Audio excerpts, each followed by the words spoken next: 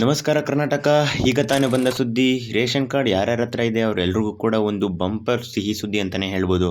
ನಮ್ಮ ಕರ್ನಾಟಕದಲ್ಲಿ ಯಾರ್ಯಾರ ಹತ್ರ ಮನೆ ಇಲ್ಲ ಈ ವಿಡಿಯೋ ನೋಡಿ ಸ್ನೇಹಿತರೆ, ಎಲ್ಲರಿಗೂ ಕೂಡ ಉಚಿತ ಮನೆ ಸಿಗುವ ಸಾಧ್ಯತೆ ಇದೆ ಸ್ನೇಹಿತರೆ.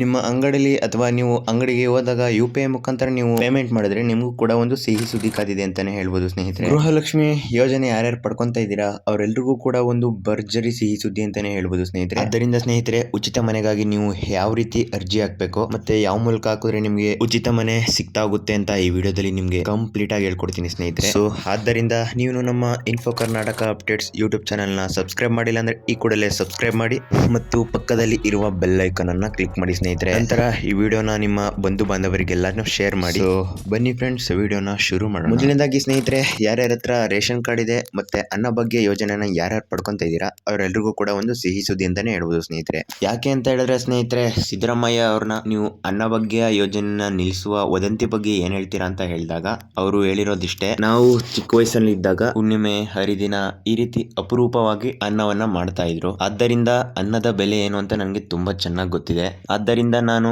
ಯಾವುದೇ ರೀತಿಯ ಅನ್ನಭಾಗ್ಯಕ್ಕೆ ವ್ಯತ್ಯಾಸವಾಗಲು ಬಿಡೋದಿಲ್ಲ ಅಂತ ಹೇಳಿದ್ದಾರೆ ಸ್ನೇಹಿತರೆ. ಸೊ ಇದರಿಂದ ಸ್ನೇಹಿತರೆ ತಿಳ್ಕೊಬಹುದು, ಸಿದ್ದರಾಮಯ್ಯ ಅವರು ಅಧಿಕಾರದಲ್ಲಿ ಇರೋ ತನಕನೂ ಕೂಡ ಅನ್ನಭಾಗ್ಯ ಮುಂದುವರಿಯುತ್ತೆ ಅಂತ.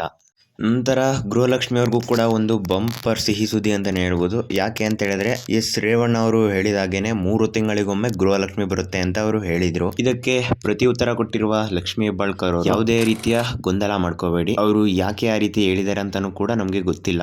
ಯಾವುದೇ ಅಡೆತಡೆಗಳಿಲ್ಲದೆ ನಿಮ್ಮ ಅಕೌಂಟ್ಗೆ ಪ್ರತಿ ತಿಂಗಳು 2,000 ಬಂದೇ ಬರುತ್ತೆ, ಜಮಾ ಆಗುತ್ತೆ ಅಂತ ಅವರು ಸ್ಪಷ್ಟನೆ ನೀಡಿದ್ದಾರೆ ಸ್ನೇಹಿತರೆ. ಇದರ ಬಗ್ಗೆ ನಿಮ್ಗೆ ಏನ್ಸುತ್ತೆ ಸ್ನೇಹಿತರೆ, ಕಾಮೆಂಟ್ ಮಾಡಿ. ಯಾರ್ಯಾರು ಅಂಗಡಿಯಲ್ಲಿ UPI ಪೇಮೆಂಟ್ ಮುಖಾಂತರ ಅಥವಾ ಫೋನ್ ಪೇ ಮುಖಾಂತರ ಈ ರೀತಿ ಆನ್ಲೈನ್ ಮುಖಾಂತರ ಯಾರ್ಯಾರು ಹಣವನ್ನ ಸ್ವೀಕರಿಸ್ತಾ ಇದ್ರಿ, ಇಂದಿನ 3 ದಿನಗಳಲ್ಲಿ ಗವರ್ನಮೆಂಟ್ ಎಲ್ಲಾ ಅಂಗಡಿಗಳಿಗೂ ಕೂಡ ನೋಟಿಸ್ ಜಾರಿ ಮಾಡಿತ್ತು ಸ್ನೇಹಿತರೆ. ಒಂದೊಂದು ಪುಟ್ಟ ಚಿಕ್ಕ ಅಂಗಡಿಯವ್ರಿಗೂ ಕೂಡ 40 ಲಕ್ಷ ಅಷ್ಟು ನೀವು GST ಕಟ್ಟಬೇಕು, ಅಂದ್ರೆ ಟ್ಯಾಕ್ಸ್ ಕಟ್ಟಬೇಕು ಅಂತ ಅದ್ರಲ್ಲಿ ಮೆನ್ಷನ್ ಆಗಿತ್ತು ಸ್ನೇಹಿತರೆ. ಅವರ ಅಂಗಡಿಯನ್ನ ಮಾರಿದ್ರು ಕೂಡ 3 ಲಕ್ಷದಿಂದ 4 ಲಕ್ಷ ತನಕ ಹೋಗೋದೇ ಕಷ್ಟ ಸ್ನೇಹಿತರೆ. ಇದರಿಂದ ಅವರು ಹೇಗ್ ಕಟ್ತಾರೆ ಹೇಳಿ? ಇದರ ಅರಿವು ಗವರ್ಮೆಂಟ್ಗೆ ಆದಾಗ ಅವರು ಇವಾಗ ಒಂದು ಹೊಸ ರೂಲ್ಸ್ ಅನ್ನ ಜಾರಿ ಮಾಡಿದ್ದಾರೆ ಸ್ನೇಹಿತರೆ. ಗವರ್ನಮೆಂಟ್ಸ್ ಕಳಿಸಿದ್ದ ನೋಟಿಸ್ ಅಲ್ಲಿ ಎಷ್ಟು ಹಣ ಇರುತ್ತೋ ಅದರಲ್ಲಿ ಕೇವಲ 1% ನೀವು GST ಕಟ್ಟಿದ್ರು ಕೂಡ ನಡೆಯುತ್ತೆ ಸ್ನೇಹಿತರೆ. ಇದಂತೂ ಎಲ್ಲಾ ಅಂಗಡಿ ಮಾಲೀಕರಿಗೂ ಕೂಡ ಒಂದು ಭರ್ಜರಿ ಸಿಹಿ ಸುದ್ದಿ ಅಂತಾನೆ ಹೇಳ್ಬೋದು ಸ್ನೇಹಿತರೆ. ಇದರ ಬಗ್ಗೆ ತಗೊಂಡ ಗವರ್ಮೆಂಟ್ ನಿಲುವಿನ ಬಗ್ಗೆ ನಿಮ್ಗೇನ್ ಅನ್ಸುತ್ತೆ ಸ್ನೇಹಿತರೆ, ಕಾಮೆಂಟ್ ಮಾಡಿ. ನಿಮ್ಮ ಹತ್ರ ಮನೆ ಇಲ್ವಾ ಸ್ನೇಹಿತರೆ, ಈ ವಿಡಿಯೋನ ಪೂರ್ತಿಯಾಗಿ ನೋಡಿ, ನಿಮ್ಗೂ ಕೂಡ ಅದೃಷ್ಟ ಬಂದ್ರು ಬರ್ಬೋದು. PM ಅವರು ಒಂದು ಹೊಸ ಯೋಜನೆನ ತಗೊಂಡ್ ಬಂದಿದ್ದಾರೆ. ಈ ಯೋಜನೆಯು 1 ವರ್ಷಕ್ಕೊಮ್ಮೆ ಇರುತ್ತೆ ಸ್ನೇಹಿತರೆ. ಆ ಯೋಜನೆ ಹೆಸರೇ PM ಆವಾಸ್ ಯೋಜನೆ ಅಂತ ಹೇಳಿ. ಇದಕ್ಕೆ ಕರ್ನಾಟಕದಲ್ಲಿರುವ ಎಲ್ಲರೂ ಕೂಡ ಇದಕ್ಕೆ ಅರ್ಜಿ ಹಾಕಬಹುದಾಗಿರುತ್ತೆ ಸ್ನೇಹಿತರೆ. ಇದಕ್ಕೆ ರೂಲ್ಸ್ ನಿಮ್ಗೆ ಹೇಗ್ ಸಿಗ್ತಾ ಹೋಗುತ್ತೆ ಮನೆ ಅಂತ ನೋಡೋದಾದ್ರೆ, ನೀವು ಹಾಕಿರೋ ಅರ್ಜಿಯಲ್ಲಿ ಯಾರದ್ದು ಅತಿ ಕಡಿಮೆ ಆದಾಯ